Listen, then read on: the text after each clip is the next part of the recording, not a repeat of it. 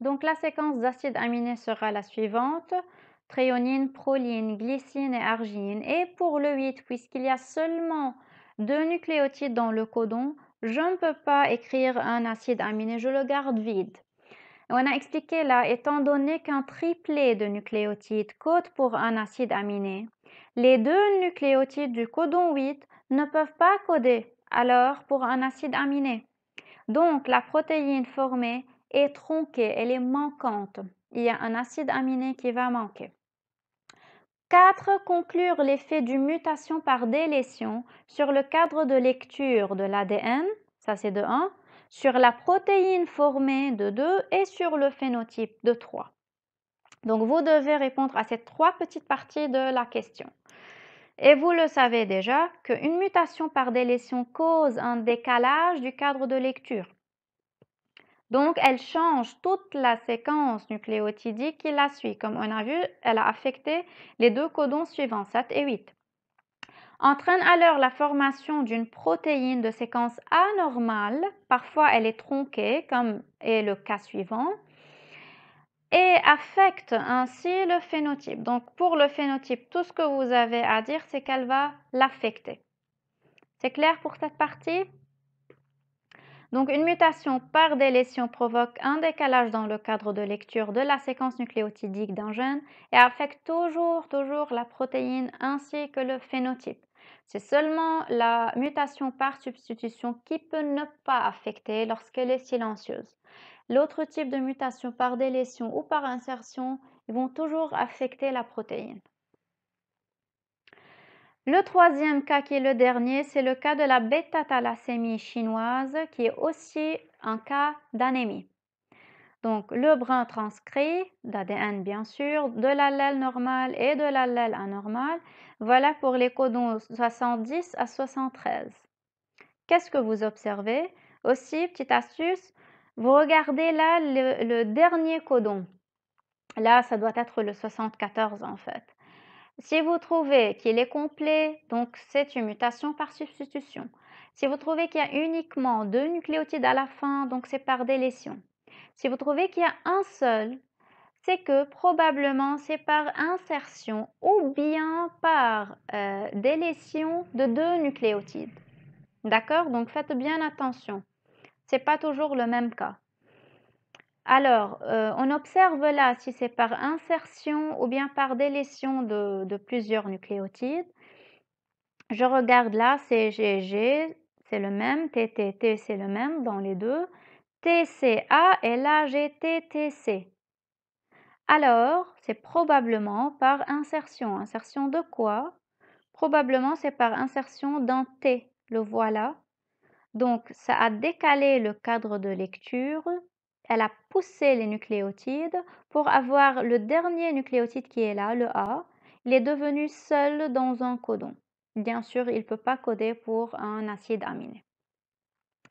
Donc voilà, ARN messager, acide aminé, la séquence pour former l'hémoglobine normale. Par contre là, l'ARN messager va changer et bien sûr la séquence d'acides aminés va changer pour avoir une hémoglobine mutée ou bien anormale. Prédire la mutation qui a lieu au niveau du gène de la bêta-globine dans le cas de la bêta-thalassémie chinoise. Il y a eu une insertion, ajout d'un nucléotide T. S'il y en a plusieurs qui sont ajoutés, il faut les mentionner. Dans ce cas, c'est un seul qui est ajouté, c'est le T, entre les nucléotides T et C du codon 72. Toujours, je dis le numéro du codon, le nucléotide qui est délété ou inséré ou bien substitué avec son numéro. Donc dans ce cas, j'ai inséré entre les T et les C.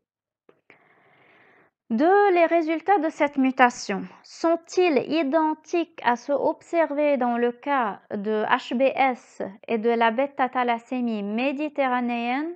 Celle-ci est la chinoise. Donc, est-ce que ce sont les mêmes? Justifiez en complétant les séquences d'ARN messager et de la protéine correspondante. Donc, on revient au cas de la drépanocytose de l'HBS. On a une protéine formée d'une séquence d'acides aminés. Là, on a représenté 5 dans le cas normal et 5 dans le cas muté. mais il y a un seul acide aminé qui est différent, c'est la valine qui est là à la place de l'acide glutamique qui est là. Donc, nous passons ensuite au deuxième cas qui est le cas de la bêta-thalassémie méditerranéenne. Et nous trouvons dans ce cas que non seulement il y a des acides aminés qui sont différents, glycine et arginine ont remplacé les acides aminés de la séquence normale qui étaient différents. Et en plus de ça, aussi le cinquième acide aminé n'est plus présent. Donc, si je reviens à la question demandée, voilà, je peux dire, en écrivant la séquence d'ARN messager et la séquence d'acides aminés correspondants, je vais obtenir là, dans cette position, un codon stop. Alors, j'ai arrêté la synthèse protéique avec uniquement 3 acides aminés au lieu des 5 qui devaient avoir lieu. Donc, l'insertion du nucléotide 7 dans le codon 72 a changé la séquence nucléotidique qui suit, aboutissant à la formation d'un codon stop précoce, ça veut dire avant le temps, non dans sa position normale.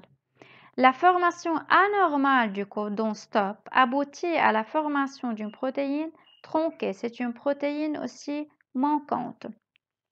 Donc, c'est un peu proche du cas de la délétion. Dans le cas de la bêta-thalassémie méditerranéenne, la protéine manque, mais là, elle manque encore plus. Donc, elle est de 1 différente, bien sûr, concernant la séquence d'acides aminés, mais en plus, elle est plus courte. Donc, elle est un peu plus tronquée, si vous voulez dire.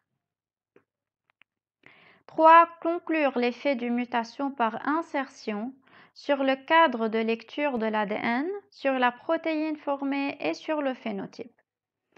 On va dire alors, comme on a dit pour le cas de la délétion, une mutation par insertion cause un décalage du cadre de lecture. Elle change alors toute la séquence nucléotidique qui la suit, des codons suivants, et entraîne alors la formation d'une protéine de séquence anormale, parfois tronquée, ou bien elle peut être anormalement longue, ça dépend si j'ai obtenu un codon stop ou non. Et combien de nucléotides j'ai inséré. Dans ce cas, j'ai inséré un seul, mais lorsqu'elle est étendue, j'ai inséré plusieurs nucléotides, elle peut être anormalement longue. Et donc, sûrement, ça va affecter aussi le phénotype. Donc, c'est la même réponse, comme vous remarquez, c'est la même réponse dans le cas de la délétion et dans le cas de l'insertion. Donc, pour résumer, une mutation par insertion provoque aussi un décalage dans le cadre de lecture de la séquence nucléotidique d'un gène et affecte toujours la protéine ainsi que le phénotype. Et enfin, merci de votre attention et à très bientôt dans des vidéos.